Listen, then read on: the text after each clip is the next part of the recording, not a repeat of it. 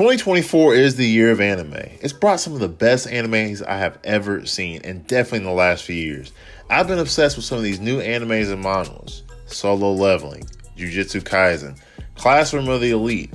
But we gotta remember, there's levels. We got RJ Barrett, and then we got LeBron. We got LiAngelo Ball, and then we have GOATs like Kobe, Luka, Giannis. That's where we come across Demon Slayer. Now let's be honest, Demon Slayer is up there with the S-tier elites in the anime world. As we stumble on episode 1, we immediately see the contrast of what the professional grade top tier anime looks like. I've always said Demon Slayer and Jujutsu Kaisen are the two best when it comes to animation. Along with Demon Slayer having yearly animes, no extended breaks, in the first episode we get a 45-minute show. Come on now, that's just a mini movie and that's what us anime heads love. We jump directly into the Hashira arc, learning these guys are elite. All of them. We've seen previews of them with Rengoku and some others, but all of the Hashiras are the creme de la creme. They are special operators in the demon killing community, and Tanjiro is slowly but surely earning his way to that list. We learn a bunch about these guys in the opener. We meet 2 of the newer members, and they are on a mission to capture or kill. As the episode gets into its depths, we see that this season will bring everything to a point. As a mini flashback, at the end of season 3, we have a few terrible yet notable deaths, and we also see that Nezuko has been gifted the power to be able to be in the sun. We all know what that means. Muzan. Muzan, Muzan, Muzan. He's finally going to be the huge player in season 4. We had that preview of his power in season 1 when Tanjiro bumped up against him, and we know that Muzan and his crew will definitely be coming to the HASHIRAS to try to capture Nezuko. After all the action and a little bit of the backstory, we also see that Tanjiro has again leveled up, and he's paying the ultimate price by sacrificing his body. He's currently in recovery mode, which is all good. Anyways, they give a little more background on the Hashiras, and we are slowly bringing everybody together, and I believe that season 4 has no other choice but to top the rest of them. However, that is possible.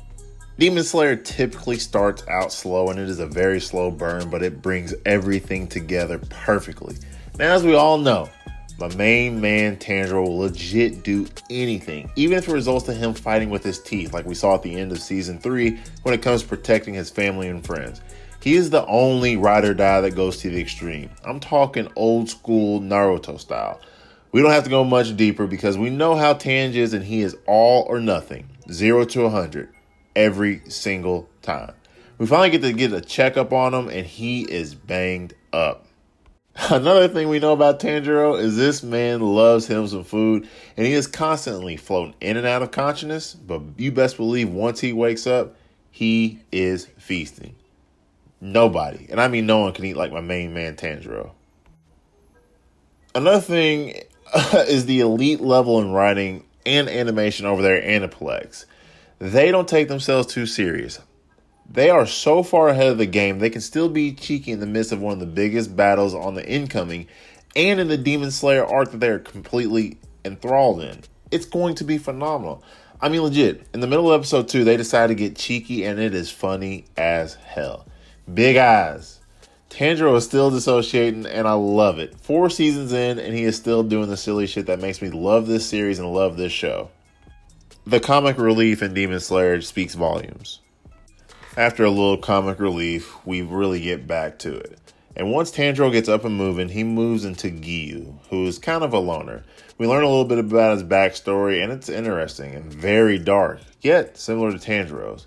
He had a bub that he was fighting with whenever he was younger and training to become a Hashira, just like Tanjiro. After a small backstory, while training under Sabito, his sensei, they end up going into a battle against some demons. GIYU gets injured and doesn't even kill a single demon. With his weakness being up front, Sabito gives his life for him. Tanjiro really can relate to this because in a similar spot, Rengoku did something very similar, and it hits in the feels. Both Rengoku and Sabito states, don't ever wish to give your life for mine. And it really does hit you in the feels. This scene really is truly beautiful and hilarious because you gotta remember Tanjiro is a complete psychopath and constantly dissociating. As GIYU is standing there having a flashback, Tanjiro is sitting there very, very quiet. The whole entire time leading up to this scene, Tanjiro is harassing him, asking him to train him, even though he's hurt. He won't give him an answer, and then we get the flashback. So Tanjiro, being the silly comic he is, stares aimlessly in abyss. And guess what? He asked him to have a food eating competition. This is Tanjiro. This is Demon Slayer. That is the first 2 episodes. Let me tell you, this is going to be the best series yet. This is going to be the best season yet. The animation, the writing, the character development, everything is going to come to a point, and I can't wait. Demon Slayer has separated itself from the pack, and it will go down as one of the greatest animes ever. It is in the hierarchy of all anime. I can't wait for it. That's review. Let me know if you've watched all of Demon Slayer and if you're caught up to this season. Till we meet again, it's your boy DT Burdett. Don't forget to like and subscribe.